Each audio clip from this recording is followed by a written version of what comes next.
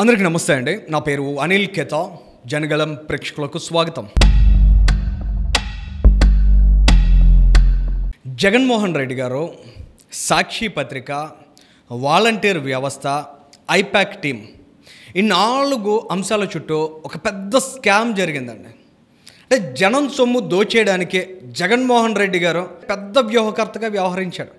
ఆయనకి 5 ఏళ్ల పాటు అధికారం ఇచ్చిన తర్వాత ఈ ముఖ్యమంత్రి కుర్చీ కింద ఎన్ని కోట్లు దాచిపెట్టుకోవాలి అనే దాని మీద మాత్రమే జగన్ రెడ్డి గారు శ్రద్ధ పెట్టారేమో అనిపించింది. ఇవాళ ఐపాక్ పేరుతో ఆయన చేసిన దారుణాలు, దుర్మార్గాలు ప్రతి ఒక్కరికి తెలిసిందే. మరోవైపు సాక్షి పత్రిక పేరుతో ప్రజల్లో అవాస్తవాలను ఏ స్థాయిలో విషం రూపంలో ఎక్కించే ప్రయత్నం చేశారనేది కూడా చాలామంది చర్చించుకున్నదే. ఇక వాలంటీర్ల పేరుతోటి ఇంటింటికి దూరి చెరబట్టారు ఆ రోజుల్లో సమాజాన్ని. సమాజంలో ప్రతి ఒక్కరూ వణికిపోయేవారు. ముఖ్యంగా ప్రజాస్వామ్య హక్కు అంటే వాక్ స్వేచ్ఛ కూడా లేకుండా ఉండేవారు. ఎక్కడైనా ఏదైనా మాట్లాడాలంటే మా ఇంటి దగ్గర వాలంటీర్ చూస్తాడని భయపడేటువంటి పరిస్థితిని క్రియేట్ చేశారు. సరే, ఇప్పుడు ఈ 4 అంశాలకి సంబంధించి ఆయన చేసిన స్కామ్ ఏంటి అనేది మాట్లాడుకుంటే మనం చాలామందికి తెలుసు, ఆ రోజుల్లో జగన్మోహన్ రెడ్డి గారు అచ్చువేసిన సాక్షి పత్రికను ప్రతి ఒక్క వాలంటీర్ పొద్దున్న లేవగానే చదవాలి. సాక్షి పత్రిక చదవకుండా ఆయన ఆధ్వర్యంలో నడిచే 50 కొంపల్లో ఏ ఇంటికి వెళ్ళినా కూడా అది మహా పాపం. అందుకోసం ప్రతి ఒక 50 కోట్ల రూపాయలు, 60 కోట్ల రూపాయలు కేటాయించేవాడు ఆ రోజుల్లో జగన్మోహన్ రెడ్డి. ఈ వాలంటీర్లందరికీ ఫ్రీ సాక్షి పేపర్. దీన్ని ఎవరు అడిగేవారు కాదు. అయితే ఇది ప్రతి ఒక్కరికి తెలుసు, కళ్ళ ముందు జరిగినటువంటి విషయం. కానీ ఎవ్వరికీ తెలియకుండా, గుట్టుచప్పుడు కాకుండా కొన్ని 100 కోట్లు దోపిడీ చేశారు. ఆ దోపిడీకి సంబంధించినటువంటి, ఆ స్కామ్కు సంబంధించినటువంటి వాస్తవాలు ఇప్పుడు మనం మాట్లాడుకుంటున్నాం. ఈ వాలంటీర్లు ఏం చేయాలంటే పొద్దున్న లేస్తే ఎవరింట్లో దూరాలి, ఎవరి వ్యక్తిగత విషయాలు తెలుసుకోవాలి, ఇంటింటి గుట్టంతా రట్టు చేస్తామనే భయాన్ని ఏ విధంగా వారిలో కల్పించాలి, ఇలాంటి భయకంపితమైన వాతావరణంలో వీళ్ళందరినీ వైసీపీకి తొత్తులుగా ఎలా మార్చుకోవాలి అనేది జగన్మోహన్ రెడ్డి గారి ఆపరేషన్. ఈ జగన్మోహన్ రెడ్డి ఆపరేషన్లో భాగంగా వీళ్ళందరూ చాలా కష్టపడి పనిచేయాలి. దీనికోసం జగన్మోహన్ రెడ్డి వాళ్ళకి 5,000 రూపాయలు ఇచ్చేవాడు. అంటే పేటీఎంలకు 5 రూపాయలు ఇచ్చేవాడు, వీళ్ళకి 5,000 రూపాయలు ఇచ్చేవాడు. దీన్ని కించపరచడం నాకు ఇష్టం లేక దాని మీద ఏం కామెంట్ చేయట్లేదు. కానీ 5,000 రూపాయలని ఏ విధంగా భావించవచ్చో మీరే అర్థం చేసుకోండి. వీళ్ళకి 5,000 రూపాయలు ఇచ్చి జగన్మోహన్ రెడ్డి 500 కోట్ల రూపాయలు స్కామ్ చేశాడు. అసలు ఆ స్థాయి ఆలోచన ఎలా వస్తుంది జగన్మోహన్ రెడ్డికి అనే ప్రతి ఒక్కరు కూడా ఆశ్చర్యపోవాలి. రామ్ ఇన్ఫో అనే ఒక కంపెనీకి తెరదీశారండి. ఈ రామ్ ఇన్ఫో అనే కంపెనీ ఏం చేస్తుందంటే ఈ వాలంటీర్లందరికీ శిక్షణ కార్యక్రమాలు ఇస్తుందంట. ఏ రకంగా శిక్షణ? ఏ రోజన్నా ఎవరన్నా శిక్షణ పొందినటువంటి వాలంటీర్ని ఎవరన్నా మనం చూసామా? అసలు వాళ్ళు చేసే పనికి ఏ విధమైన శిక్షణ అవసరమా? ఈ శిక్షణ పేరుతోటి జగన్మోహన్ రెడ్డి కోట్ల రూపాయలు చెక్కేసినటువంటి విషయాన్ని మనం డిస్కస్ చేస్తున్నాం. సో ఇక్కడ ఈ వాలంటీర్లకు ఏ విధమైనటువంటి శిక్షణ ఇవ్వకుండా 274 కోట్ల రూపాయలు ఖర్చు చేశారు. సుమారు 2020-21లో ఒప్పందం కుదుర్చుకున్నట్లు ఉన్నారు. ఆ ఒప్పందంలో భాగంగా ప్రతి నెల 60 కోట్ల రూపాయలకు పైబడినటువంటి నిధుల్ని రామ్ ఇన్ఫో అనేటువంటి సంస్థకు విడుదల చేశారు.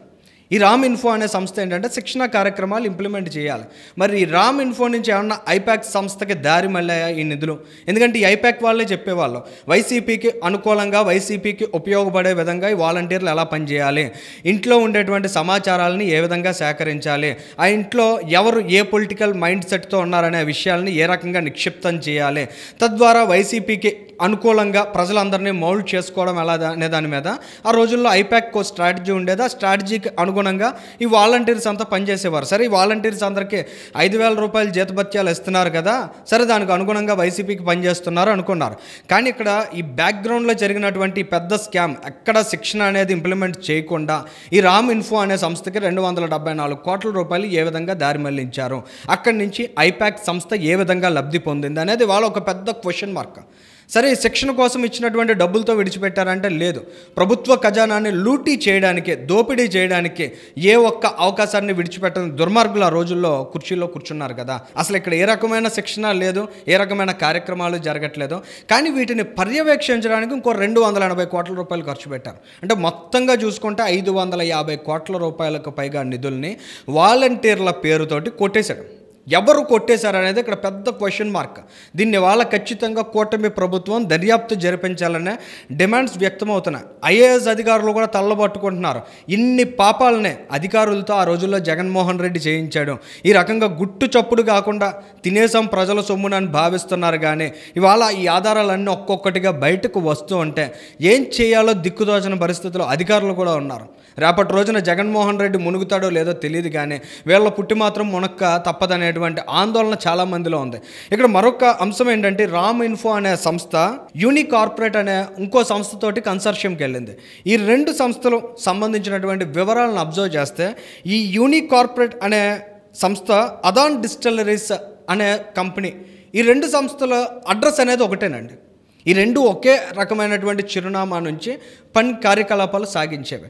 మొత్తం ఇవన్నీ అబ్జర్వ్ చేసినట్లయితే ఈ 550 కోట్ల రూపాయలకు పైగా నిధులు ఏవైతే ప్రభుత్వ ఖజానా నుంచి రామ్ ఇన్ఫో ఆ తర్వాత రోజుల్లో యూని కార్పొరేట్ అనే సంస్థతోటి కన్సార్షియంకి వెళ్ళిందో వాళ్ళకి దారి మళ్ళినటువంటి ఈ 100 కోట్ల రూపాయల సొమ్ము ఖచ్చితంగా తాడేపల్లి ఇంటికి వెళ్ళిందా అనే అనుమానాలు అయితే చాలా బలంగా ఎక్స్ప్రెస్ అవుతున్నాయి. ఎందుకంటే ముఖ్యమంత్రిగా జగన్మోహన్ రెడ్డి గారికి తెలియకుండా ఖజానా నుంచి ఒక్క రూపాయి కూడా జారి బయటకు రాలేదని ఆ రోజుల్లో చాలా గొప్పగా చెప్పుకునేవారు. మరి ఇన్ని 100 కోట్ల రూపాయలు ఎలాంటి శిక్షణ కార్యక్రమాలు ఇవ్వకుండా ఆ శిక్షణకు పర్యవేక్షణ అంటూ మళ్ళీ 100 కోట్ల రూపాయలు విడుదల చేసి ఈ 100 కోట్ల రూపాయల సొమ్ముని, ప్రజల కష్టాన్ని, ప్రజల పన్నుల్ని ఎవడు తిన్నాడనే విషయాన్ని ఖచ్చితంగా ఇవాళ కూటమి ప్రభుత్వం నిగ్గు తేల్చాల్సినటువంటి అవసరం ఉంది. ఆ దిశగా ఏ విధమైనటువంటి విచారణకు ఆదేశిస్తారనేది కూడా వేచి చూడాలి.